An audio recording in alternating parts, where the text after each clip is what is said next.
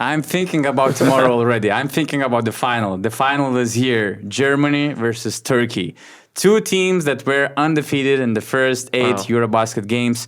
Two teams that we can all agree were the best quality-wise in this tournament. We made those all power rankings during the tournament, and I remember we were saying like these two teams so far displayed the best, the highest quality basketball we've seen so far. Turkey haven't won the Eurobasket yet in their history, while Germany has only one title in 1993. Huge game is coming, and who do you think will take the crown? No, let me ask you first. Who do you think? It's Actually, simple. You remember I made predictions, and I think I'm the only one who's actually still in play, right? Yes. I picked Germany. Yes. You picked Germany, right? I have to stick with my prediction.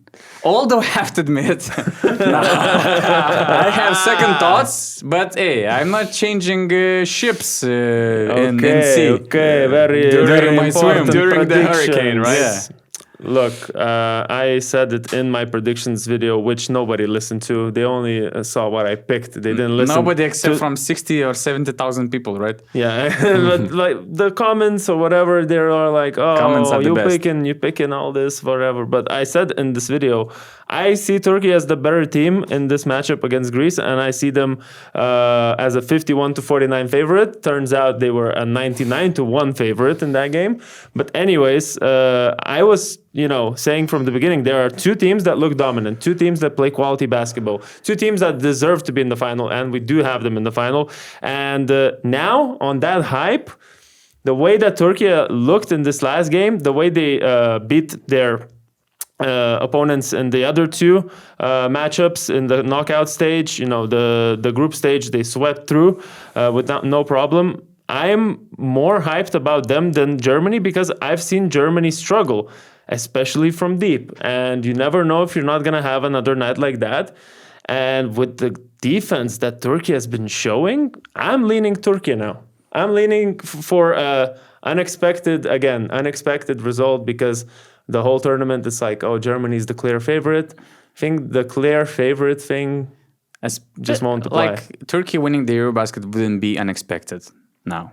Now it wouldn't. Yeah, of course. Now it wouldn't. Before the tournament, that would be a bold statement, bold prediction. Now, as you mentioned, I think we had Turkey at fifth spot. Fifth in the first Before power the tournament. ranking, second in midway after the group stages. So now, Augustus, your pick in this Turkey-Germany matchup. I will reveal my pick at the end of this video, so make sure you stay here until the Smart end. guy. I like the guy. Smart guy, but okay. let's move on to the key matchups. I think in this game, and the first and foremost, I think Alper and Şengün versus Germany's defense is the key thing to watch here.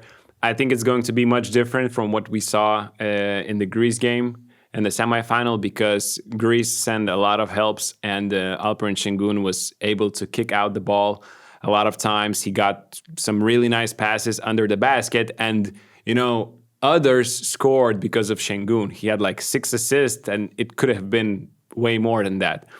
Germany, actually, these teams met in the pre-Eurobasket friendly game. Basically a month ago. Yeah, basically a month ago in Germany. Germany won by 2 points, but it was a friendly. Şengün played 33 minutes in that game already in the friendly, and scored 25 and had 3 assists. And the difference is because Germany is not really sending helps because Daniel Theis is playing defense one-on-one. There is some, digging from the strong side, but it's not like a hard double.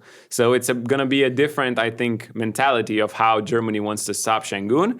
And maybe it is a better tactic. I'm not sure. If he's able to. If he's able to, because Daniel Theis is struggling with bigger guys, usually defending. He's a small center. 2 meters I would and say. 3 centimeters. So but it's although we can remember that in a matchup against Valanciunas, he was killing him on the opposite end of the floor, and defensively he did his work.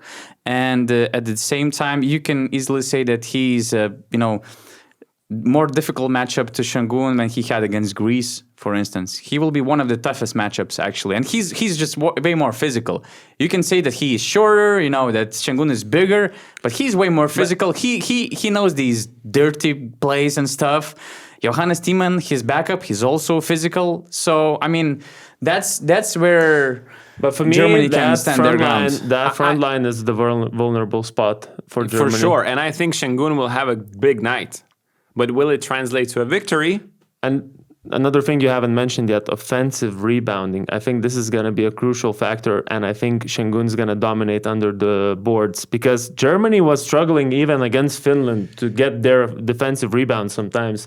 Lauri Markkanen, we've seen him fly in for some crazy putback dunks, but in general, that's size that they have at the front court is just not enough, I think. And the depth, there's no depth. After Thijs, there's Johannes Thiemann, and who's even a smaller, less physical guy. And I just think, Osmani is a tall guy. Şengün is a tall guy. You got Bona with the athleticism. I think they're going to struggle with the offensive but they're forwards. Rebounds. I mean, all of their players, they're really big as well. They're nice wings, yeah. That's why I think that they might adjust their tactics, and if they're going to throw helps, their length of hands and the way they use those hands actively, they can cut some of these passes that, for instance, Greece was ignoring.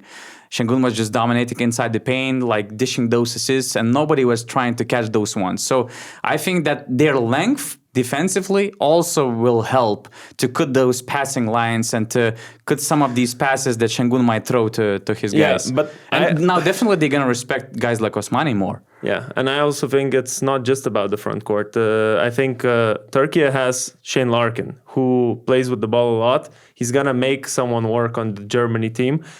Depends who's going to be guarding him, but someone has to guard him. Someone has to guard Şahmuz Hazer, who can knock down a three. Someone has to guard Korkmaz if he's on the floor. Someone has to guard Osman if he's on the floor. And I think if it's, let's say, Dennis Schroeder, who's he going to defend?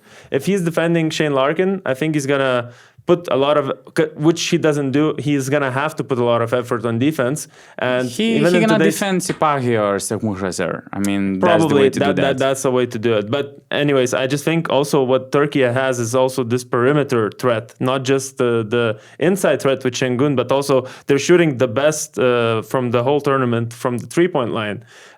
Yes, Şengün can, a lot of these passes he does from the post, he can make from there, but also we see Shane Larkin getting into the paint and then kicking it out to someone wide open in the corner.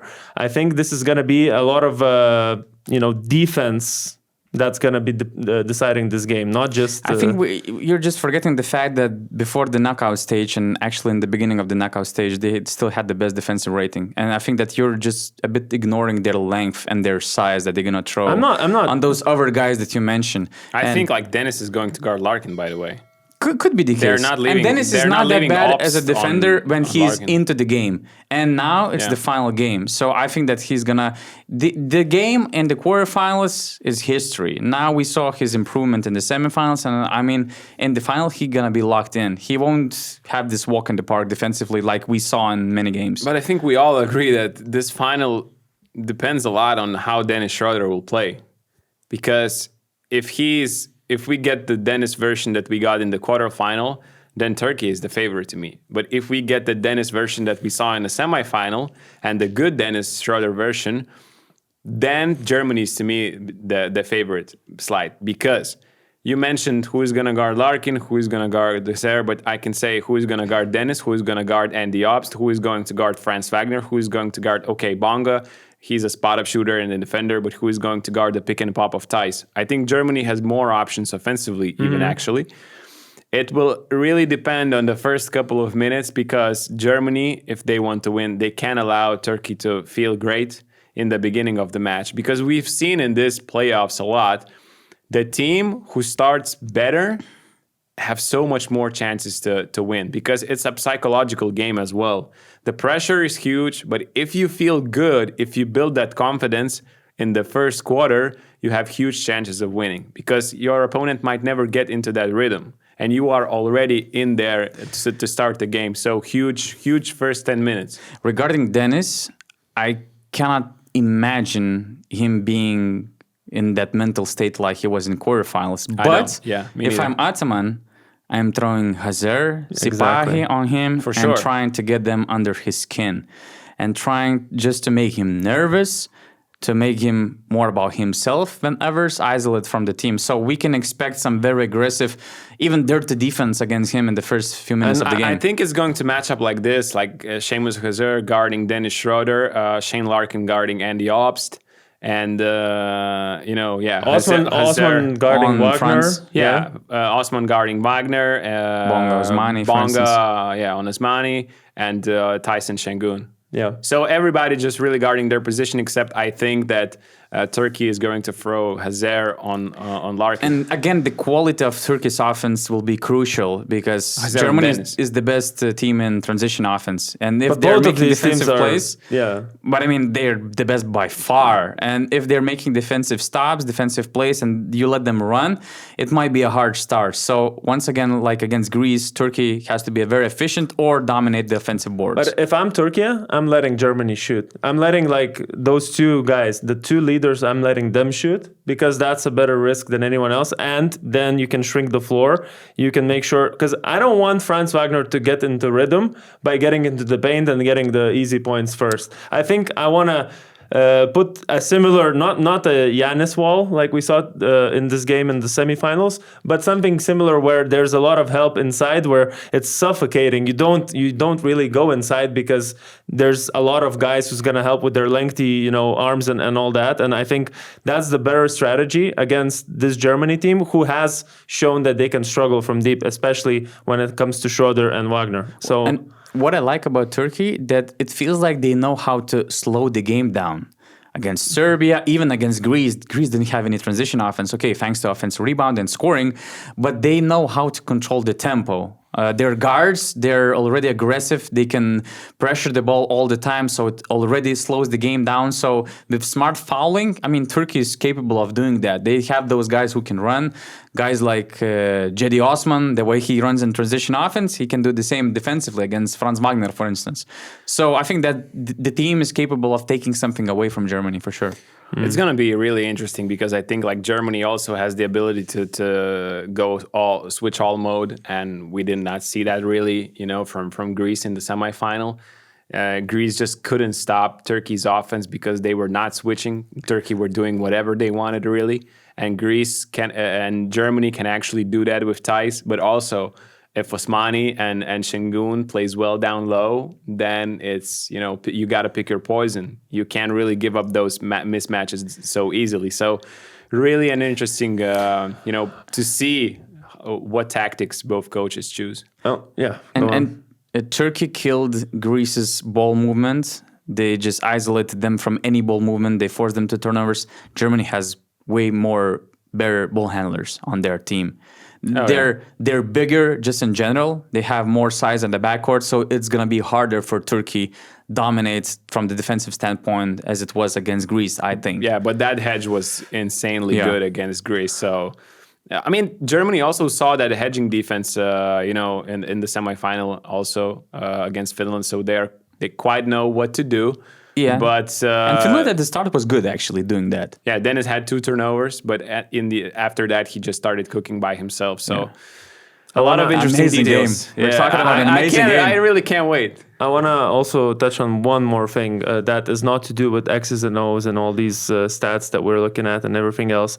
Just the momentum of each team. So Germany started the knockouts by beating Portugal. They were struggling from deep the whole first 3 quarters, and then they ran away in the last one. On the other side, there was Turkey, who was also struggling against Sweden, but won that game. But I think that was because Sweden was a bit underrated. But then Turkey wins against Poland quite easily.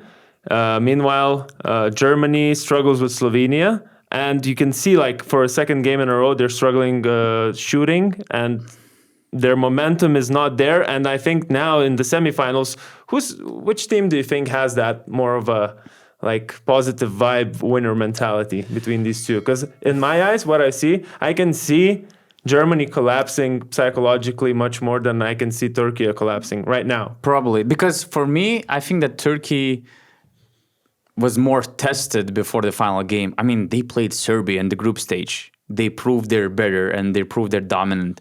Now they play Greece. Greece had no chance. And we're talking about 2 really, really strong teams. I'm not that sure about Germany's opponents that they had. They were too much up and down during the tournament. So I'm just not very convinced about their mental state, as you kind of display that in that way. And now they just beat Greece by 26 points, like the most dominant way possible. However, after that great game against Serbia, how did Turkey look like in the 8th finals? It was a tough one, right? It was a tough night against Sweden. Yeah. Tough game, yeah. They won just in the end. Yeah, so... But it was an early 12. Yeah, it was. Let's remember. Midday, it was a 12 midday game. That was what's stopping Oh, them. yeah. Okay. They're not playing at 12 o'clock anymore. Yeah. So... In any way, this is going to be the best So what's the final. conclusion? I still haven't said my pick. Exactly. Okay, and you We've picked been all Germany. waiting for 15 minutes. So you picked Turkey. Yeah. I'm now sticking to picking Germany. Turkey. Since I know the song too well, I want to I sing think it again. Augustus is going to say Turkey. I want to sing the song again, so I'm picking Turkey. I think it's going to be an epic game. I think. Politician? Much? No. I'll say that. He's going to make his pick. He's going to pick Turkey. 52-48 Germany. Okay. I expected that. Wow. Now I'm waiting for comments coming at us. Hey, look. Now we jinxed which team? Germany. So Turkey is going to win. Yeah. Whoever the majority picks actually loses. So this is how the predictions easy, guys. work. Congrats to Turkey already. You don't even need to watch the final, guys. But make sure to It's tune exciting. in. Even though you're going to be celebrating, make sure to tune in BasketNews YouTube channel for 10 or 15 minutes because we're going to publish our React right away. reactions Yeah. exactly after the game. Same with the third place game, but this audience is not interested in that. But it's going to be a huge game. And also follow our social media accounts at BasketNews on Twitter and Instagram. And make sure to check out basketnews.com for all the latest updates on Eurobasket. And one more time, Gitas. No, we'll do that after the He's final. keeping that one after the come final. on. We'll see. We'll It's see if gonna we be get a there. war. They wanted to see you do that No. again. They want to see him celebrating after the victory, not now. You don't celebrate early. There we go. Okay.